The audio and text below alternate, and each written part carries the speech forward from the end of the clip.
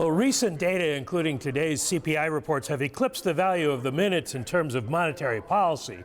They show, as expected, great concern and uncertainty among officials about the path of inflation, the outlook for the labor market, and growth.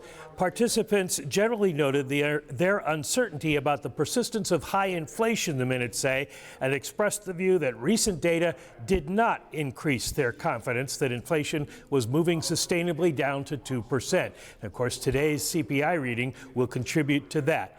There was even some disagreement about rate cuts this year. Almost all participants judged that it would be appropriate to move policy to a less restrictive stance at some point this year. Almost all is Fed speak for all but one or two, so at least a couple of people disagreed. The news in the minutes actually comes from the committee's discussion of the balance sheet. The staff presented a number of scenarios for reducing the $6.9 trillion level of holdings. The participants generally favored reducing the monthly pace of Treasury holdings runoff by roughly half of the $60 billion a month current cap. Because mortgage bond runoff runs well below the $35 billion monthly cap, the participants saw no need to trim that. The participants judged it would be prudent to begin slowing the pace of runoff fairly soon because there was great concern about repeating the experience of 2019 when runoff went too far, disrupting money markets. A few participants indicated they preferred to continue with the current pace of balance sheet runoff until market indicators begin to show signs that reserves are approaching an ample level. Now, no decisions were made, but it does sound a little bit like we might see the Fed start to trim its reserve holdings and slow QT before we even get rate cuts. So, Mike, we're going to give you a moment just to think about all those headlines, but just real quickly, let's update everybody on the market. You've got the S&P 500 still down about 51 points, so just shy of 1% here. The NASDAQ 100, a decline of 176 points, so it too is shy of a 1% decline, but definitely off some of the earlier levels that we saw today. And you still have, what, a 10-year TIM that's at 452, and looking at the shorter end of the yield curve, most sensitive often to what the Fed might do, and you're looking at a 2-year note with a yield of 4.93. Yeah, that's right. That 2-year yield up 19.7 basis points, and the 10-year yield up 16.8 basis points as we speak. Hey, Mike McKee, I want to talk a little bit about the data that we've gotten since the latest Fed meeting, the hotter than expected jobs report, the hotter than expected CPI report. In your mind, does that change at all what these members of the Federal Reserve see as the path to cut rates moving forward?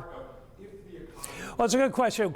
We can look back 3 weeks and see what they saw then, and there was great uncertainty then, but they were leaning in the direction of still being able to cut rates this year and still thinking that disinflation would continue. Those lines are in the minutes. But now that may not be the case. They were looking then at January and February numbers that suggested to them that there might have been some seasonality problems. There might have been some problems with the way the data were put together. But today you have a third CPI reading that suggests that no, there is a stickiness to inflation that they hadn't counted on.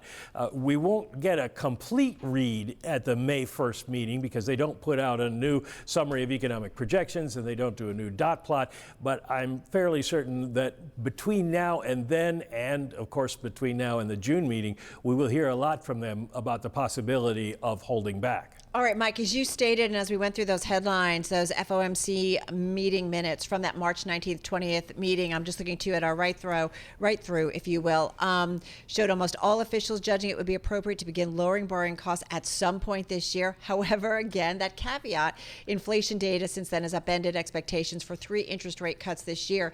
Could those expectations in terms of rate cuts continue to be upended if the data continues to come in strong, particularly the inflation data? Oh, certainly. I mean, we've seen that in the markets today now. We, at least when we went into the minutes lockup, the betting was that there would be no rate cuts until November.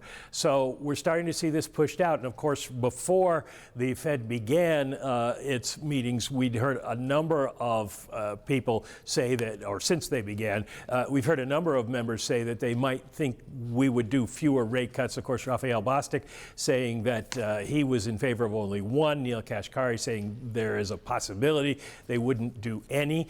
So the markets are now going to be perhaps positioned for the idea of few or no rate cuts this year going forward.